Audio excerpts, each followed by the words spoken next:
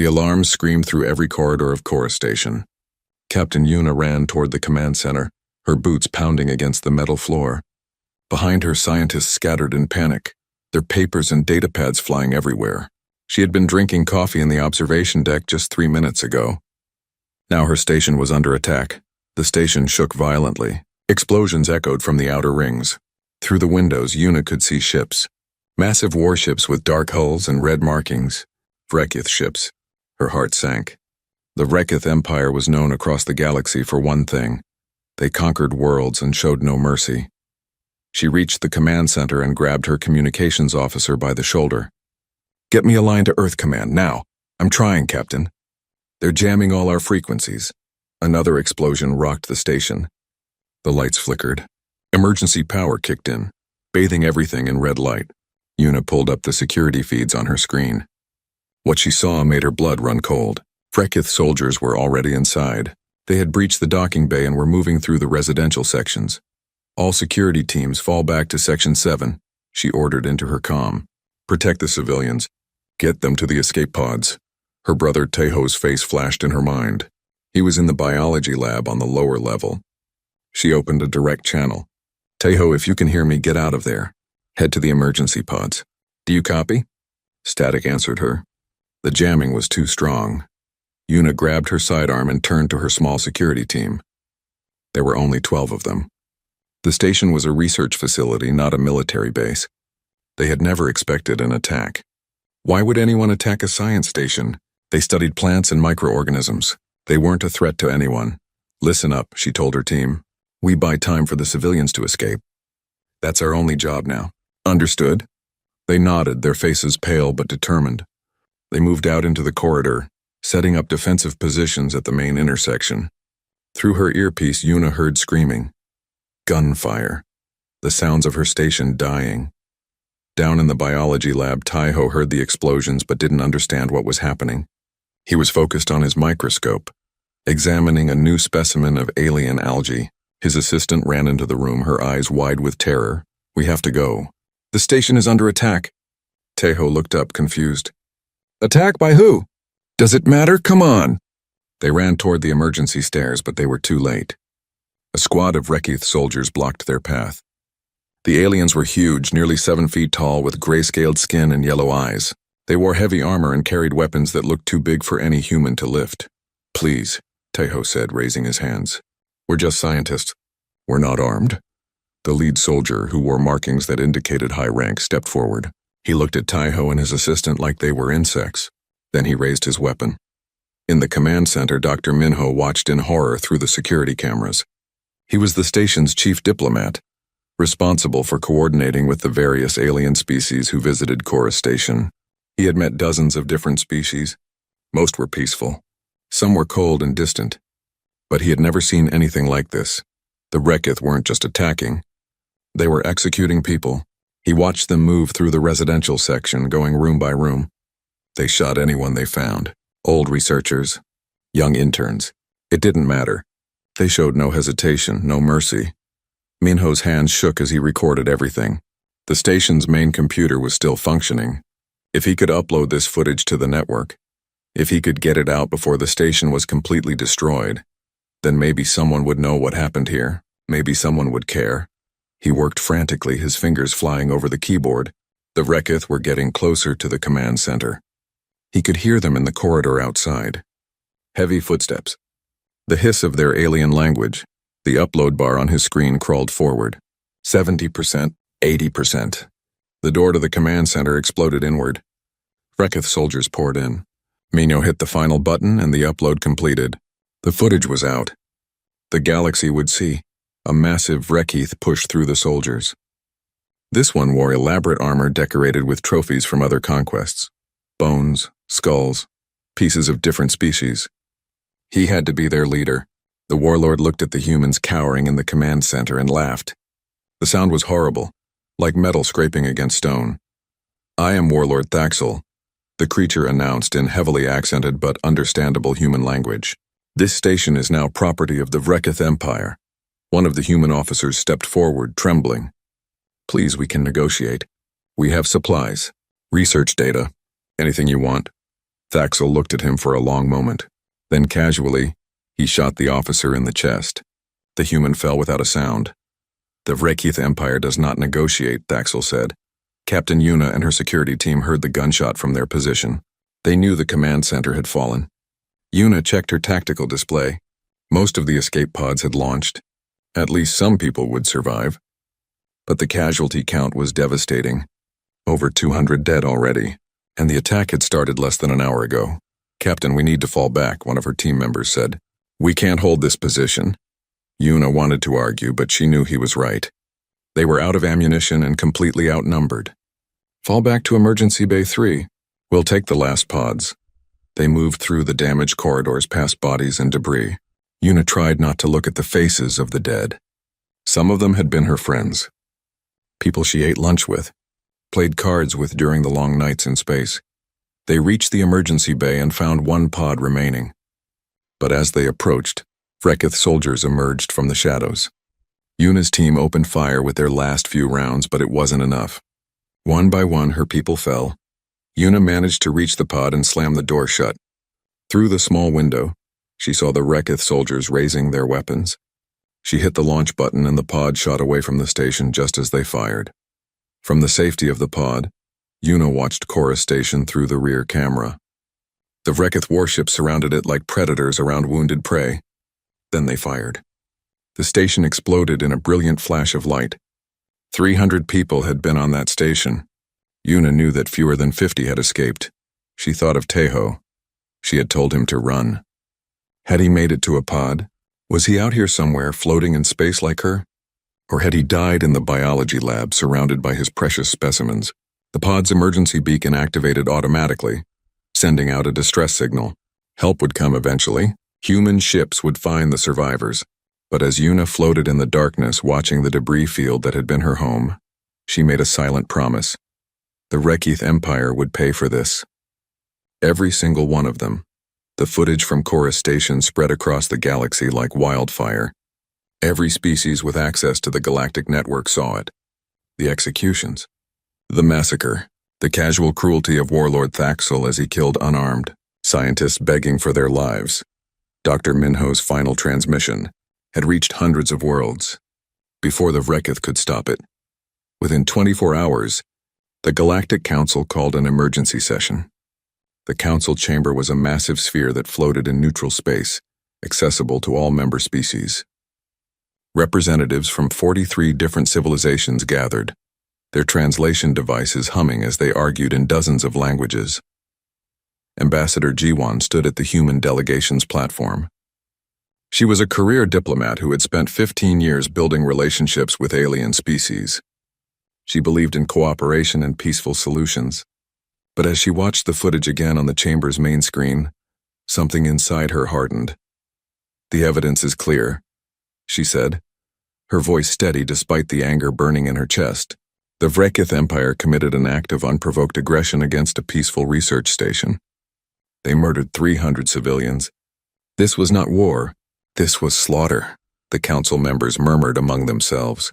The chairman, a tall creature called a Zelthari with blue skin and 4 arms, raised one hand for silence. The council acknowledges the tragedy of Cora Station, the chairman said carefully. However, we must consider the broader implications. The Vrekith Empire controls 17 star systems. They have the largest military fleet in this sector. Direct confrontation would be costly. Costly? Jiwan couldn't keep the disbelief from her voice. They murdered innocents. What cost could be higher than allowing that to go unpunished? A Vrekith representative, not Thaxel, but another high-ranking officer, stood at his platform. The Vrekith Empire acknowledges that the situation at Cora Station escalated beyond intentions. We are prepared to offer compensation. Territorial rights to the mineral-rich asteroids in Sector 9. Reparations equal to 50 billion galactic credits. In exchange, we request that the Council recognize this incident as closed. Several Council members nodded. Jiwan stared at them in shock.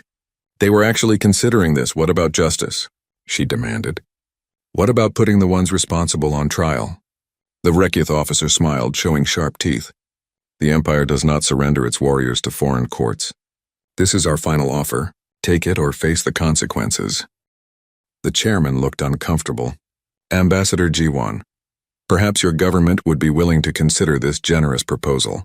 Credits and territory would help rebuild and strengthen your colonies. Jiwan looked around the chamber at all the alien faces. Some looked sympathetic. Most looked away. They were afraid of the Rekith. They wanted this problem to disappear quietly so they could go back to their comfortable lives. She thought of the footage. The screaming scientists, the children in the residential section, Teho, the young biologist who had sent her a message just days before the attack, excited about discovering a new form of bacteria.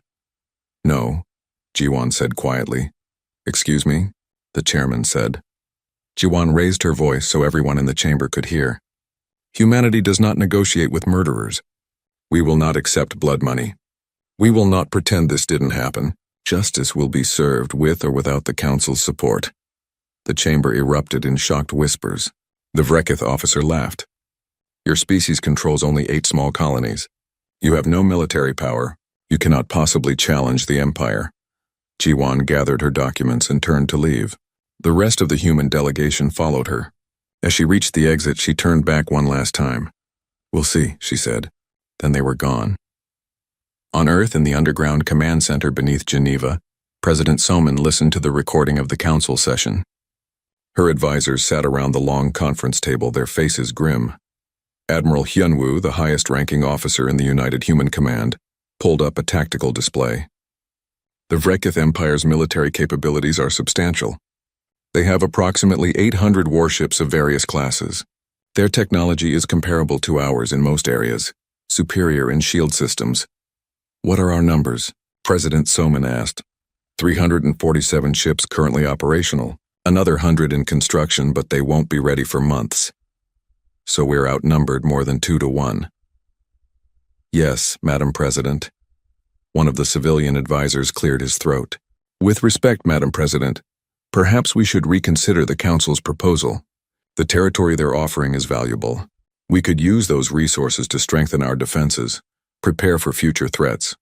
President Soman looked at him for a long moment. And what message does that send? That human lives can be purchased?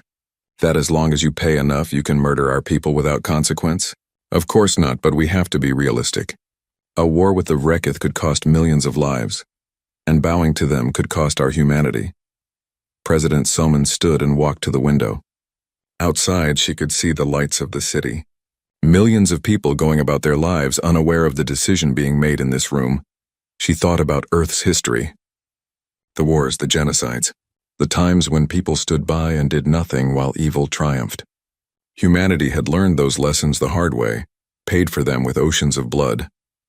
I grew up learning about the mistakes of the past, she said quietly. The times when people chose comfort over justice, safety over morality. Every time they told themselves it was the practical choice, the realistic choice, and every time they were wrong. She turned back to her advisors. We draw the line here. No negotiations, no appeasement. The Rekith Empire will face justice for what they did at Kora Station. Admiral Hyunwoo nodded slowly. Then we should begin preparations immediately. The Rekith will see this as a declaration of war. Let them, President Soman said. Draft a message to all human colonies. Tell them what happened. Tell them what we've decided. And tell them why. 6 hours later, President Soman's message broadcast across every human world. She stood before the cameras, her expression calm but her words carrying the weight of history. My fellow humans, by now you have all seen the footage from Kora Station. You have seen what the Vrekith Empire did to our people, to our friends, to our families. She paused, letting the words sink in. The Galactic Council has proposed that we accept compensation and move on. They believe that territory and credits are equivalent to justice. They are wrong. The lives lost at Kora Station cannot be purchased. They cannot be bargained away. They will not be forgotten. I know what you're thinking. The Rekith Empire is powerful. They have more ships, more soldiers. Fighting them will be costly. You're right, it will be. But some things are worth fighting for. Justice is worth fighting for. The principle that innocent lives matter is worth fighting for. We will not negotiate with murderers. We will not accept blood money. We will pursue justice no matter the cost. I have authorized Admiral Hyunwoo to begin full military mobilization. Every colony, every ship, every resource we have. The Vrekith Empire believes we will back down because we are smaller, weaker. They do not understand humanity. We do not bend to threats. We do not surrender our principles for convenience, and we do not forgive the murder of innocents. To the Vrekith Empire I say this, you will face justice. To the Galactic Council I say this, we will do what you cannot.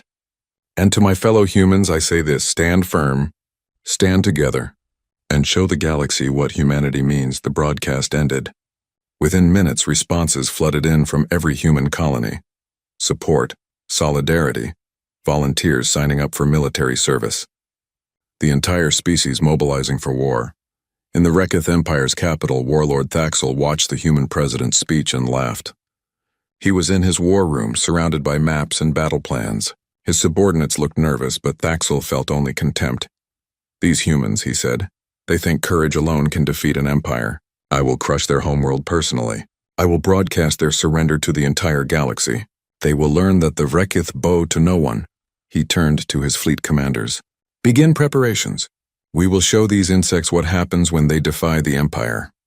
Fleet Admiral Daehyun stood on the bridge of the UHS Indomitable, humanity's largest warship.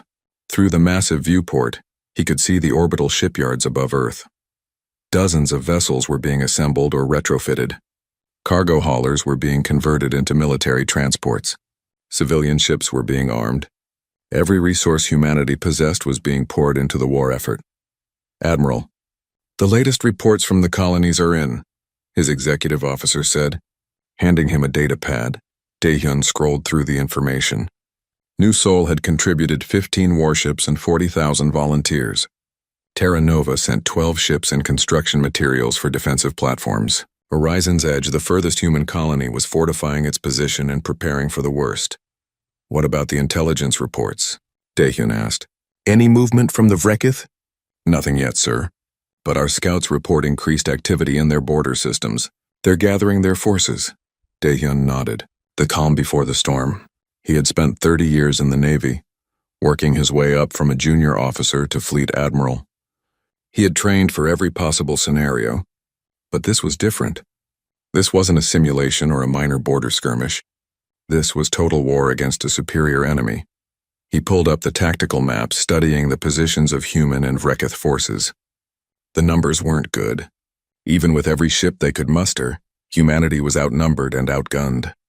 Traditional military doctrine said they should negotiate, find a diplomatic solution, but President Somin had made the decision, and Daehyun agreed with it completely. Some lines couldn't be crossed. Some crimes couldn't be forgiven. Initiate Operation Iron Wall, he ordered. Deploy defensive platforms at every colony. Set up sensor networks along all our borders. I want to know the moment a Vrekith ship enters human space. Yes, sir. On the research station orbiting Mars, Dr. Hana worked through the night. She was the director of the human military's Advanced Weapons Division. Before the Cora Station massacre, her projects had been focused on peaceful exploration and defensive systems. Now everything had changed. Her team had pulled dozens of old designs from the archives, weapons that had been considered too aggressive for peacetime.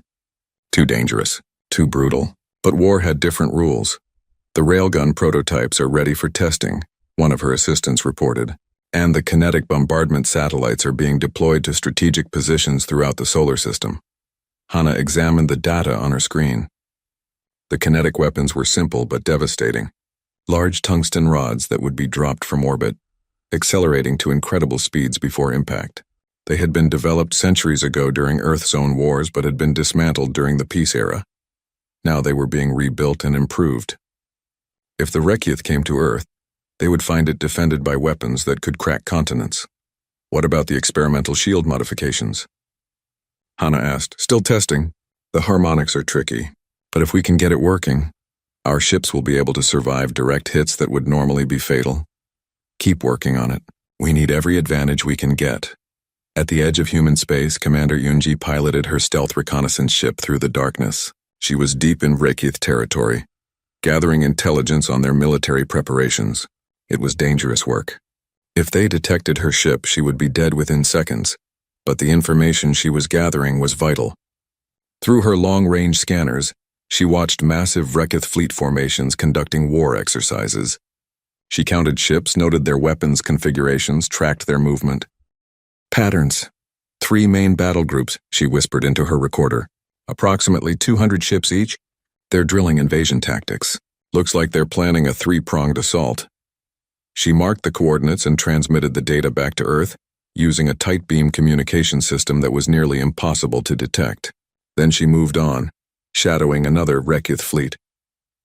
Back on Earth, civilian engineer Junho oversaw the conversion of commercial vessels into military support ships. The work was exhausting, running 20-hour days, but no one complained. Everyone had seen the footage from Chorus Station. Everyone knew what was at stake. These cargo haulers, Junho explained to a group of military officers, we can't turn them into warships.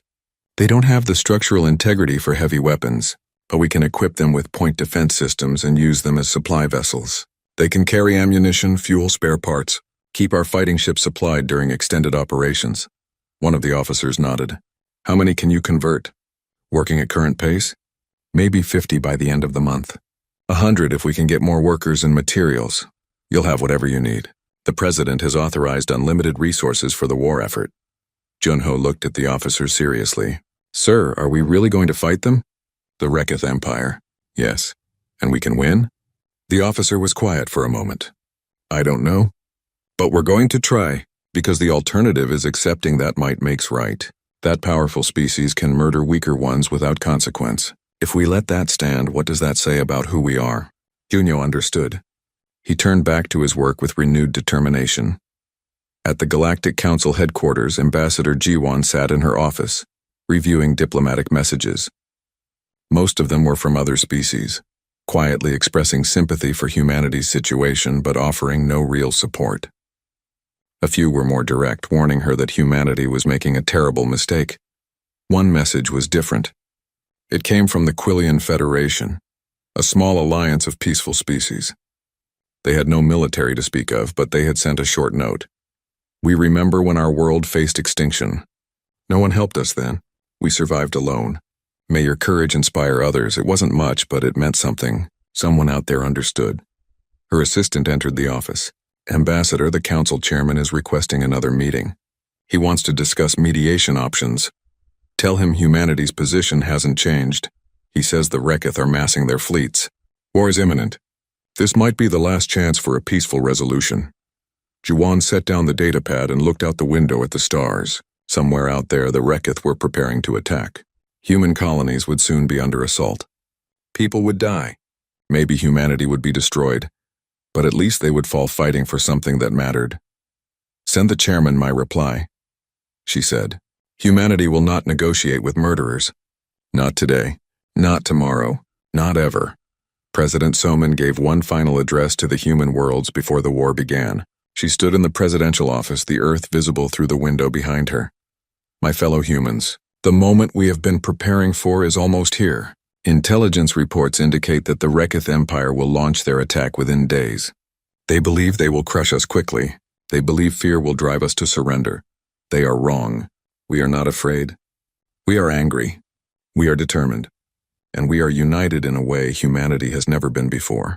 Every colony, every ship, every person standing together for a single purpose, justice. I won't lie to you. The coming days will be hard. We will suffer losses. We may lose battles, but we will not lose our humanity. We will not become like them. We fight not for conquest or glory, but for the principle that innocent lives matter, that murder cannot go unpunished. To every soldier preparing for combat, you carry humanity's honor with you. Fight bravely, fight wisely, and know that billions of people stand behind you. To every civilian on our colonies, stay strong. Follow evacuation procedures if your world comes under attack. Trust in our military to defend you. And to the Rekith Empire, you made a grave error at Chorus Station. You believed that killing innocents would go unanswered.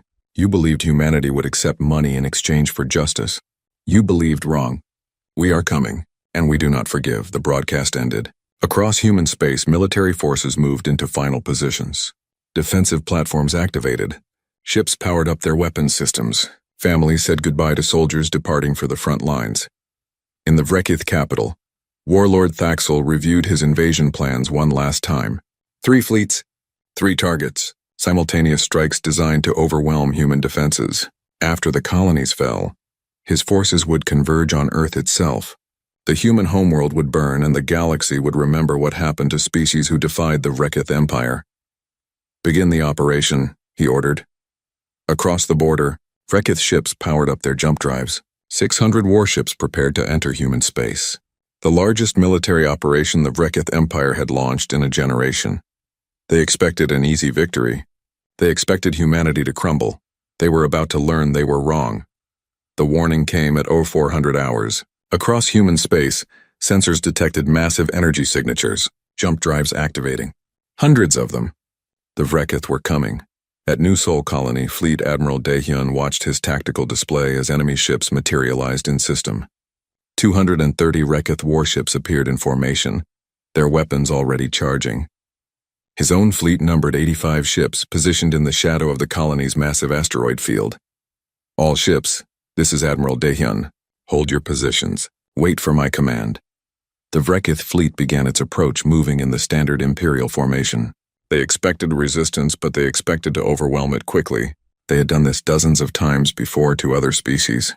Arrive in force. Crush the defenders. Demand surrender. But Daehyun had no intention of fighting a traditional battle. Deploy the mines, he ordered, and activate the asteroid base weapons. Hidden throughout the asteroid field, hundreds of automated mine clusters activated. The Rekith vanguard flew directly into the trap. Explosions rippled through their formation. Ships reeled from the unexpected assault. Several smaller vessels were destroyed immediately. "Now, all ships attack pattern Delta." The human fleet burst from the asteroid field, firing as they emerged. They didn't meet the Rekith head-on. Instead, they used hit-and-run tactics, striking at the disrupted enemy formation before breaking away. Daehyun's flagship targeted the Rekith command vessels specifically, knocking out their coordination. The Rekith commander, caught off guard, tried to reorganize his forces. But the human ships were faster, more maneuverable. They used the asteroids as cover, appearing and disappearing like ghosts. "Target their engines," Daehyun commanded. "Disable them. Force them to stay in the kill zone." The battle raged for 6 hours. The humans lost 12 ships, but the Rekith lost 43 with dozens more damaged. Finally, the Rekith commander ordered a retreat to regroup. The first assault on New Sol had failed. At Terra Nova, Captain Yuna commanded the defense fleet from her cruiser. She had been promoted after surviving Chorus Station, given command despite her relatively low rank. She had earned it with blood. When the Rekith fleet appeared, numbering over 200 ships, Yuna's response was immediate and aggressive. Her fleet numbered only 60 ships, but she had no intention of defending passively. "All ships, formation Gamma. We're going straight at them." Her second-in-command looked shocked. "Captain, they outnumber us 3-1. "I know. That's why they won't expect us to attack. Launch all fighters and prepare torpedo salvos. Target their carriers first." The human fleet accelerated directly toward the Rekith formation. The enemy commander, confused by this suicidal-seeming tactic, hesitated. That hesitation cost him. Yuna's fighters swept through the Rekith lines, targeting their larger carrier ships. Torpedoes streaked through space. 3 Rekith carriers exploded in rapid succession. Without their fighter support, the Rekith formation became vulnerable. "All ships, break formation. Engage at will. Make them chase us." The human ships scattered, each vessel becoming an independent hunter. The Rekith tried to coordinate their response, but Yuna's captains were experienced and aggressive. They struck hard and fast, then vanished before the Rekith could concentrate their fire. But the numbers were against them. One by one, human ships were destroyed. Yuna watched her fleet shrink on the tactical display. 20 ships, 15, 10. "All remaining vessels fall back to the secondary defense line," she ordered. Her voice was calm, but inside she was screaming. So many good people dying. But they were buying time. The civilians were evacuating. The military installations were being protected. When the Rekith finally broke through, they found Terra Nova's defenses waiting. Orbital platforms opened fire. Ground-based weapons launched missiles. The battle became a brutal grind. Yuna's ship took heavy damage. Half her crew was dead or wounded. Her weapons were offline. But she kept fighting, using her ship as a battering ram against a Rekith destroyer. Both ships were crippled in the collision. As her crew evacuated, Yuna stayed on the bridge, coordinating the remaining defenses. She thought of Taiho, of Chorus Station, of all the people the Rekith had murdered. You wanted a war, she whispered. You've got one. At Horizon's Edge, Commander Yunji executed her plan perfectly. When the Rekith fleet jumped in to attack the colony, they found it defended by only a small garrison. They moved in for the kill, confident and careless. They didn't know that Yunji had taken her strike force around behind them. She had jumped to the Rekith staging area 3 hours before their invasion fleet even left. Her ships waited in the dark, powered down and invisible. When the Rekith supply convoy arrived, expecting to resupply the invasion force, they found death instead. Yunji's fleet appeared from nowhere and tore through the lightly defended transports. Fuel, ammunition, spare parts, food, all destroyed. Good work, Yunji told her pilots. Now for Phase 2. Her ships jumped back to Horizon's Edge, but not to the colony. They appeared behind the Rekith invasion fleet, cutting off their retreat. The Rekith were now caught between Horizon's Edge defenses ahead and Yunji's force behind. The Rekith commander panicked. Without supplies and trapped in a pincer, he ordered his ships to break out. But Yunji had planned for that too. Minefields blocked the escape routes. The Rekith fleet took heavy casualties trying to flee. By the time they escaped, they had lost over 30 ships and accomplished nothing. Horizon's Edge remained secure. Across the galaxy, the Galactic Council watched the battles unfold. The council chamber was filled with shocked silence. Humanity should have been crushed in the first hour. Their colonies should have fallen immediately. Instead, they had held. All 3 colonies remained in human hands. The Rekith had been bloodied at every front. How is this possible? One ambassador asked. The humans are outnumbered. Their technology is not superior. How are they winning? Ambassador Jiwan, watching from the human delegation's platform, allowed herself a small smile.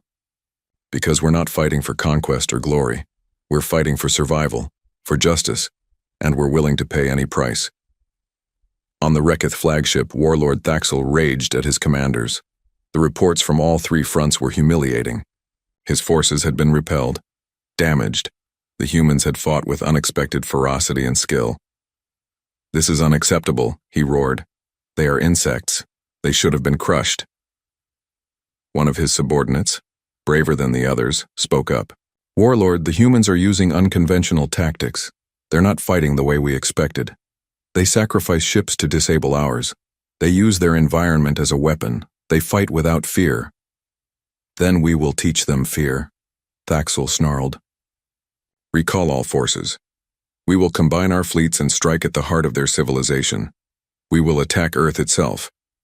When their homeworld burns, they will beg for mercy. He pulled up a star map, marking the route to Earth. Gather every ship we have, every soldier, every weapon. We will end this war in one decisive blow. His commanders saluted and left to carry out his orders. Thaxel stared at the map, at the small blue world that was humanity's birthplace. He would destroy it. He would make an example of the human so complete that no species would ever dare defy the Rekith again. On Earth, President Soman received the intelligence reports.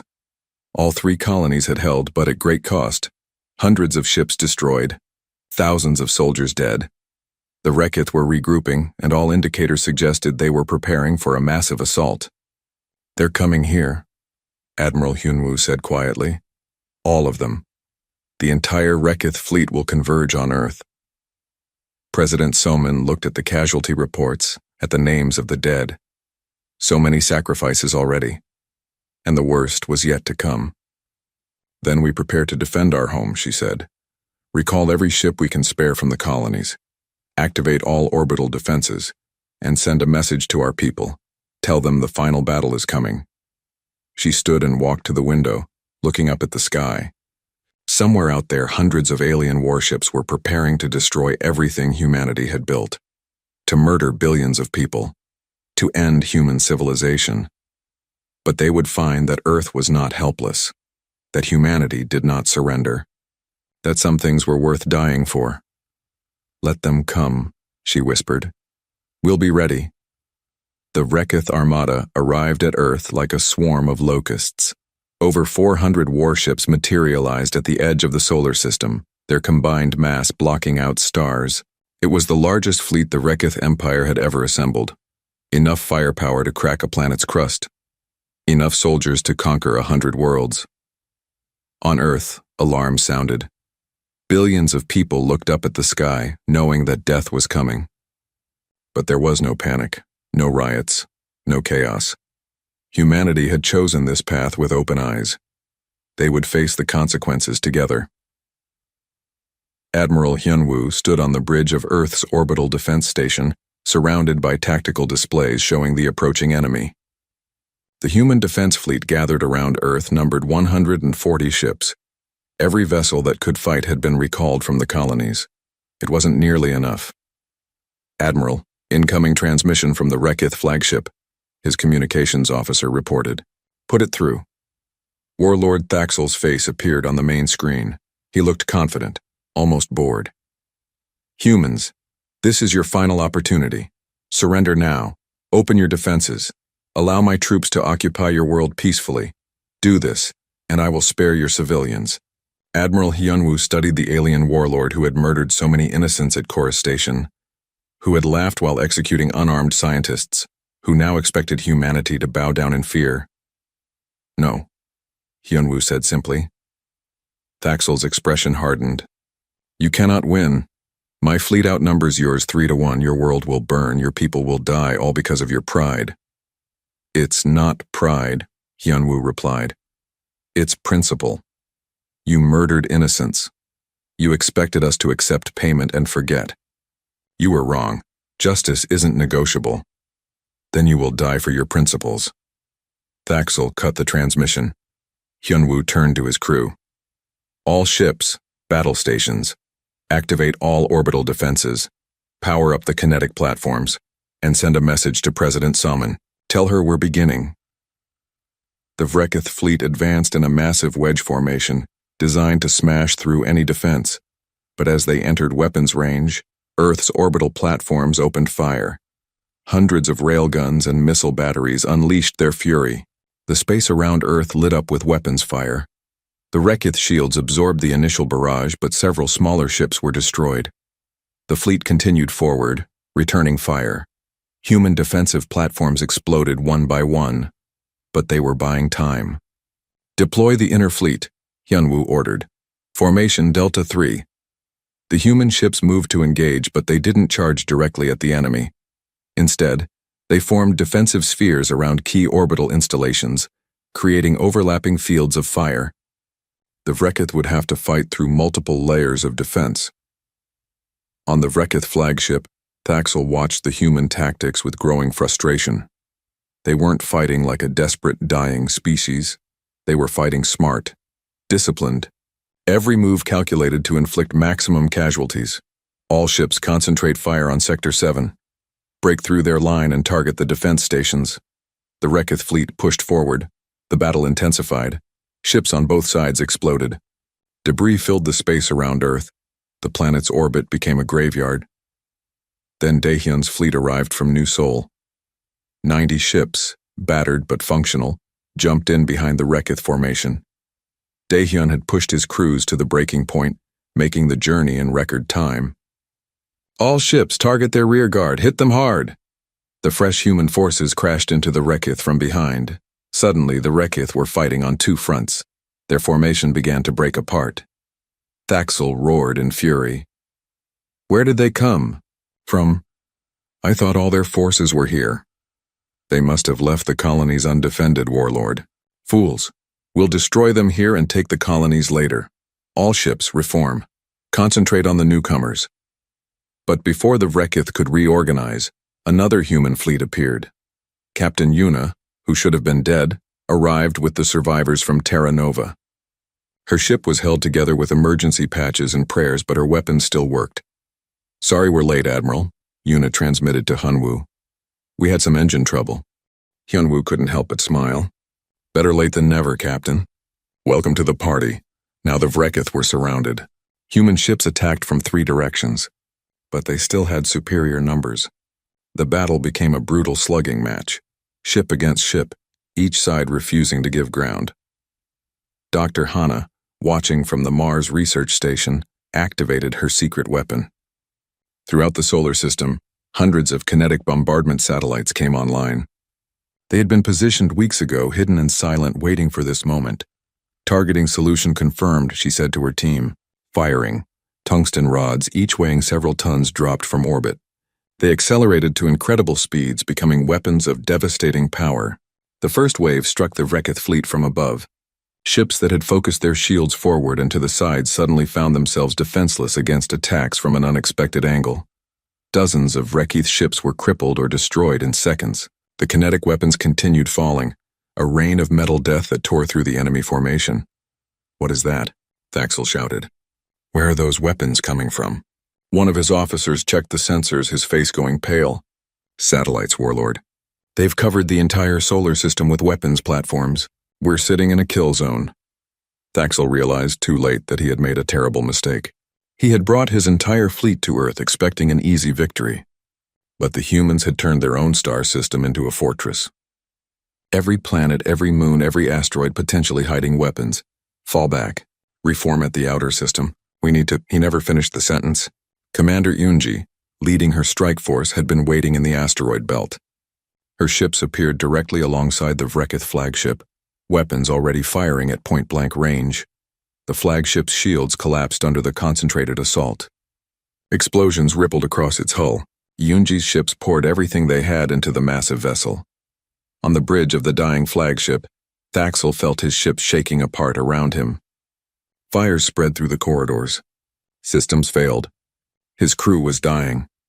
He pulled himself to the communications console, preparing to order a retreat. But Captain Yuna's ship appeared in front of his viewport. She had pursued him specifically, tracking his flagship through the chaos of battle. Yuna's face appeared on his screen. She looked exhausted, covered in blood and burns, but her eyes were cold and hard. "Remember Cora Station," she said. "Remember every person you murdered." "Wait," Thaxel shouted. "I surrender. Mercy. I beg for mercy." Yuna thought of Taiho, of all the scientists who had begged this same creature for mercy. He had laughed at them, executed them without hesitation. "You taught us something important," Yuna said quietly. "Sometimes mercy is a weakness. Sometimes justice requires something harder." She gave the order. Her ship's main cannon fired. The Wrecketh flagship exploded, splitting in half. Warlord Thaxel and everyone aboard died instantly. With their leader dead and their formation shattered, the Wrecketh fleet began to break. Ships fled in every direction, abandoning the battle. The human forces pursued, destroying as many as they could. But eventually Admiral Hyunwoo called off the chase. "Let them go," he ordered. "Let them spread the word about what happened here." Of the 400 Wrecketh ships that had attacked Earth, fewer than 200 escaped. They fled back to their empire, carrying news of their devastating defeat. The humans, outnumbered and outgunned, had won. Across the galaxy, species watched in shock. The impossible had happened. The Wrecketh Empire, one of the most powerful military forces in known space, had been defeated by a smaller, younger civilization. The Galactic Council reconvened in emergency session. The chamber was packed with ambassadors, all wanting to understand what had just happened. Ambassador Jiwon returned to the human platform, but this time the room was silent when she spoke. "The Wrecketh Empire committed an atrocity at Cora Station," she said. "We demanded justice. The council suggested we negotiate. Accept payment, move on. We refused." She looked around the chamber, meeting the eyes of the various alien representatives. "Humanity has proven something today. We've proven that moral principles matter, that justice matters, that innocent lives cannot be purchased or bargained away. We've proven that courage and determination can overcome superior numbers. The Galactic Council failed us, failed to stand up for what was right, failed to support justice. So humanity stood alone, and we won." She pulled up a holographic display showing the survivors of Cora Station, the few dozen people who had escaped. And then she showed the casualty counts from the war. Human casualties, thousands dead, hundreds of ships destroyed. "This is what justice cost us," Jiwon said. "We paid it willingly, because some things matter more than safety, more than comfort, more than survival itself." The Zelthari chairman spoke carefully. "Ambassador Jiwon, what does humanity want now? Will you pursue the war into Wrecketh territory?" "No," Jiwon said, surprising everyone. "We're not conquerors. We don't want their worlds, but we do want justice. Humanity demands that the Galactic Council establish a war crimes tribunal, We want every Vrekith commander involved in the Cora Station massacre tried and punished. We want laws established so this never happens again. And if the Council refuses, then humanity will establish these things ourselves, and will invite every species who believes in justice to join us. The Council can either lead this change or become irrelevant. The vote was swift. The Council, shocked by humanity's victory and the implications of their determination, voted to establish the first interstellar war crimes tribunal. 37 species voted in favor. Only 3 abstained. None voted against. On Earth, President Soman addressed her people one final time. She stood before a memorial wall listing all the humans who had died in the war. Thousands of names, thousands of families who had lost someone. The price of justice we won, she said simply. But victory tastes bitter when bought with such sacrifice. We will remember every person who died in this war. We will honor their courage. We will tell their stories. The galaxy thought we would break. That fear would drive us to compromise our principles. They were wrong. Humanity has shown that moral courage is not weakness. That standing up for what's right, even when it's costly, even when it's dangerous, is what defines us. We have changed the galaxy. Other species are watching, learning. They've seen that justice is possible. That the strong cannot simply prey on the weak without consequence. That courage matters. To those we lost, your sacrifice was not in vain. To those who survived, your courage will be remembered. And to the galaxy, this is humanity. We do not negotiate with murderers. We do not accept evil for convenience. And we will always stand for justice. Years later, a rebuilt Cora Station orbited the same moon where the original had been destroyed. It was now a memorial and a symbol. The galaxy's first monument to the principle that innocent lives matter. Captain Yuna stood before the memorial wall, looking at her brother's name. Taiho, xenobiologist. Age 27, murdered at Cora Station. We did it, she whispered. Justice was served. Behind her, ships from dozens of species arrived and departed. Cora Station was no longer just a human facility. It had become a meeting place for all species who believed in something greater than power. A place where justice, not strength, was the highest law. The galaxy had learned its lesson. Humanity had taught it well. Some lines cannot be crossed. Some crimes cannot be forgiven. And some species, when pushed, will fight for what's right no matter the cost. The Vrekith Empire never recovered its former power. Their survivors told stories of the humans who fought without fear, who chose death over dishonor. Other species, inspired by humanity's example, began standing up to oppression in their own regions of space. And at the center of it all was humanity. Young, small, but possessing something that had changed the galaxy forever. The absolute conviction that justice matters more than survival, that some principles are worth dying for, that evil must be confronted, not negotiated with. The warning had been sent and received. Across the stars, in every language, on every world, the message was clear. Don't test humanity. Don't murder innocents and expect to walk away. Because humans don't negotiate with murderers. They never have. They never will.